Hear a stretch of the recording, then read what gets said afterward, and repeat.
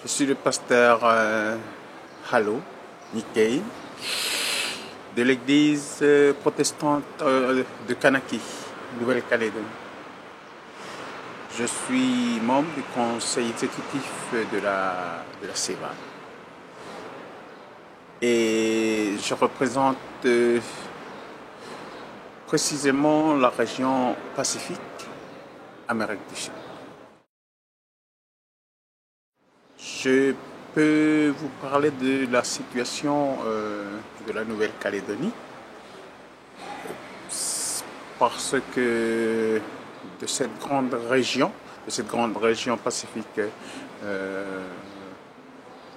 Amérique du Sud, il n'y a que 3 églises.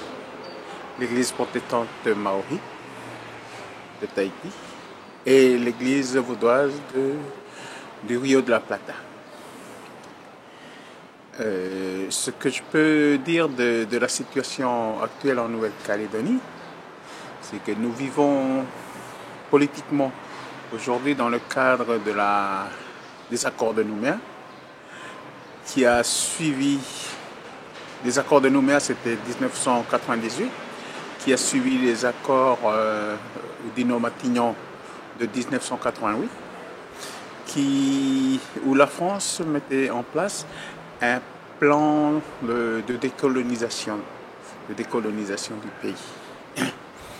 Donc actuellement, nous avons passé 2014 et nous attendons 2014, c'était la possibilité d'organiser un référendum qui n'a pas été fait.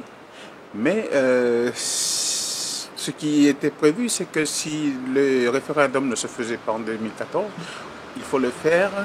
Le gouvernement français est appelé à organiser ce référendum en 2018 ou au plus tard 2025 pour ressortir le pays de cette interrogation concernant sa situation actuelle.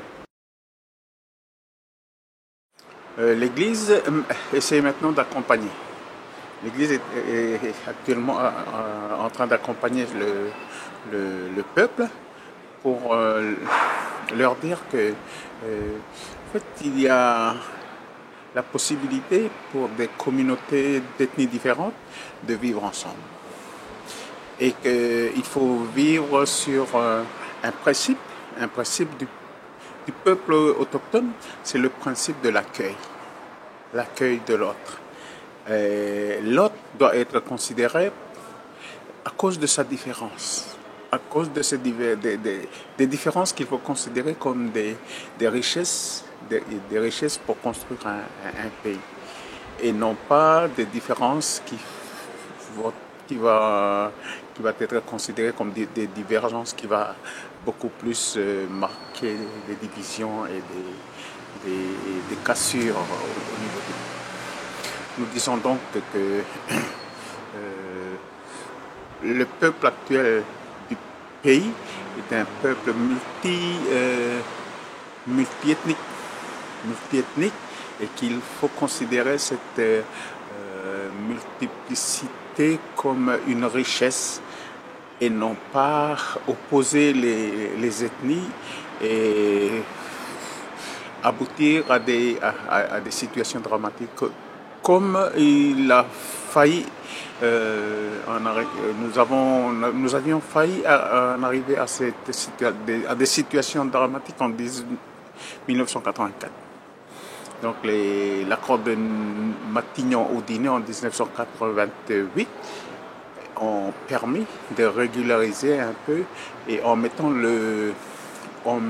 devant le peuple le défi de l'intelligence. Donc nous disons dans l'Église, si les politiciens vous ont posé le défi de l'intelligence pour vous aider à comprendre la possibilité d'un vivre ensemble, eh bien les églises mettent devant le peuple aujourd'hui le défi de la foi pour dire que ce qui est proposé par les politiques ne peut se vivre que dans une compréhension de la grâce de Dieu.